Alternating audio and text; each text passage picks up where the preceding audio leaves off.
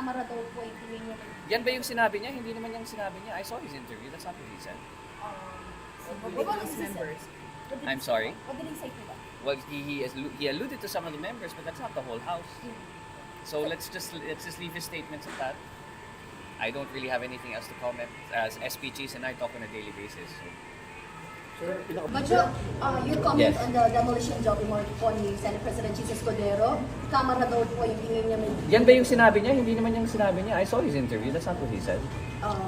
Some of the House members. I'm sorry? What did he say to that? Well, he alluded to some of the members, but that's not the whole House.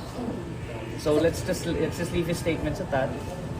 I don't really have anything else to comment, as SP Chiz and I talk on a daily basis. So.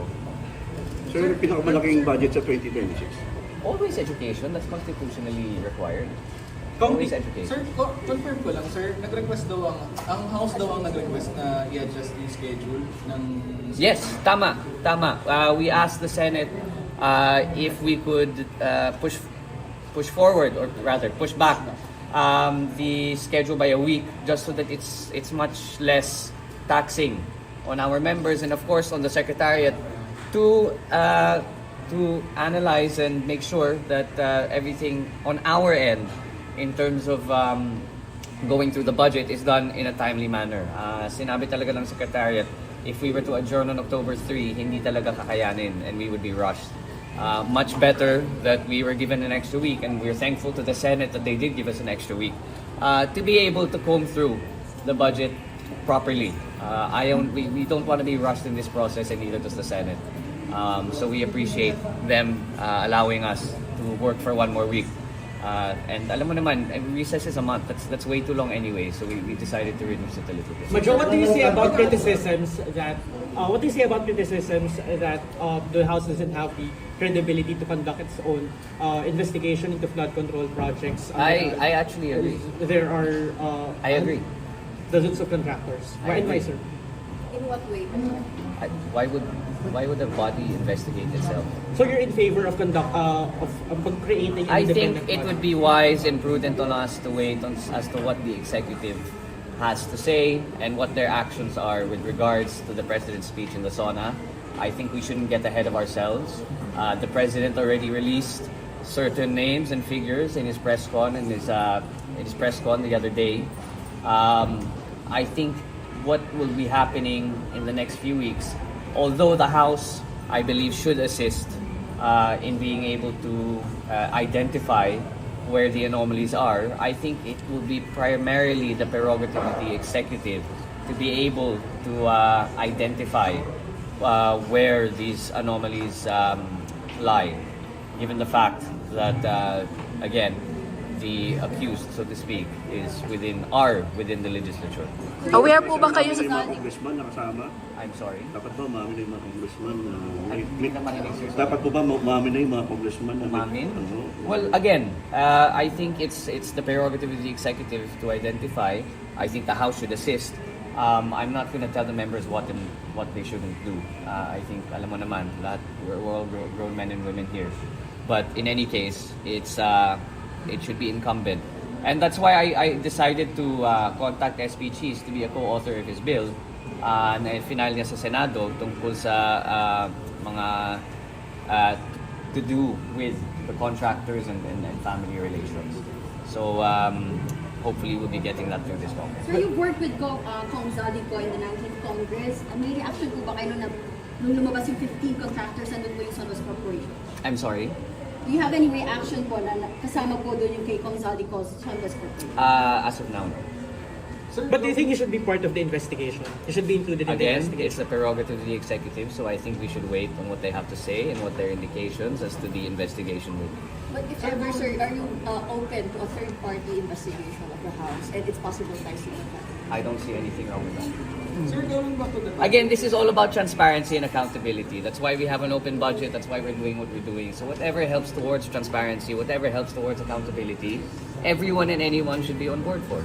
Sir, yung target date na ipasa ng House version. Oh, wow. October... Ayan. We decided to push forward. Bypass, do you mean transmit to the Senate? Yeah. Hopefully by October 9, 8, we will have finished all that needs to be done, and then we will transmit to the Senate on the last day before adjournment of the Senate. Sir, in relation This is to the ideal situation na hindi tayo magkaroon ng problema. Thankfully, ang galing ng bagong chairwoman natin, si Chair Mika Swansing. She left a little bit of a buffer.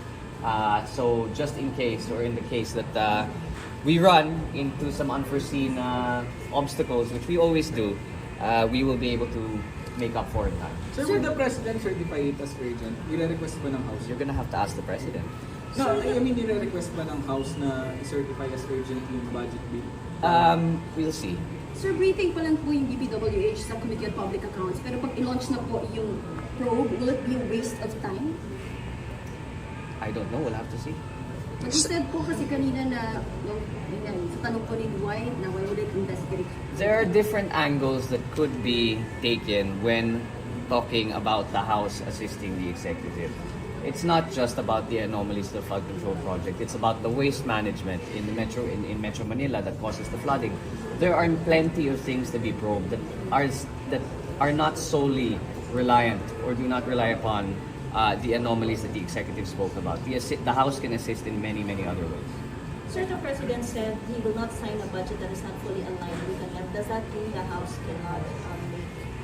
I will not allow a budget on the floor to pass that is a mutation of the NEP or that is become too far off from the NEP. As Majority Leader, I won't allow that. Hindi po ba yun pag-encroach sa power ng Congress? Well, it's the prerogative of the House to pull from certain agencies that haven't been utilizing their funds. Nakita mo naman ang tawag dyan, utilization rate. Ibig sabihin, binigay ka ng 10 pesos. Kung 5 pesos lang ginamit mo sa isang taon, edi ba't ka namin bibigyan ng 10 pesos na naman kung hindi mo lang igagastos?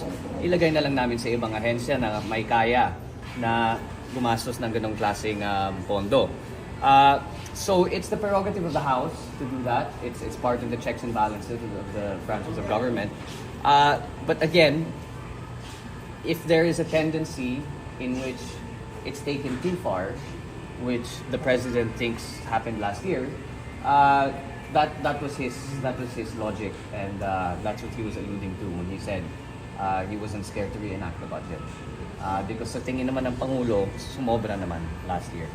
So I won't allow that. Sir, was it the House's Sir, fault? magkano po Was it the House's fault? I don't House think think there's much pointing finger, in pointing fingers at who did what. Pero sir, it's about accountability. Yes, you're correct, which is why we should wait for the investigation.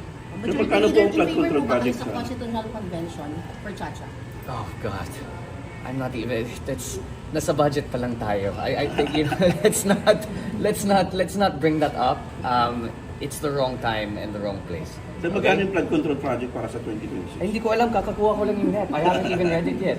Today is the first day. So I will have to sift through it to fine comb. But I think, I hope, because flood control projects are now under the microscope, that our fellow legislators will be discouraged in doing the wrong things.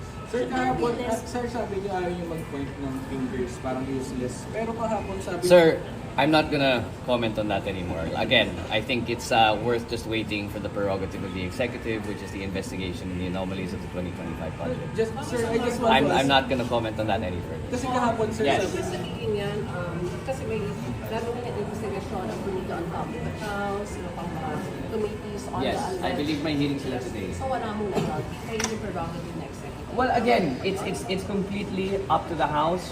And of course the Chairman Terry Redon, what he wants to do with the hearings with the DPWH. But I haven't spoken to him personally yet as to the direction he will be taking. Today ba yung hearing? I think it's today.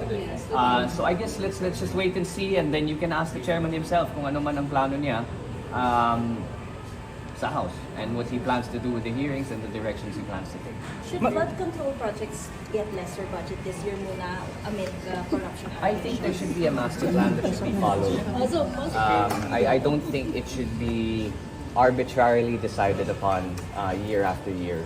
I think the identification as to what and where the most flood-prone areas are quite apparent and have been apparent for numerous years. So I think it should be incumbent upon the DPWH and its attached agencies and all the other agencies involved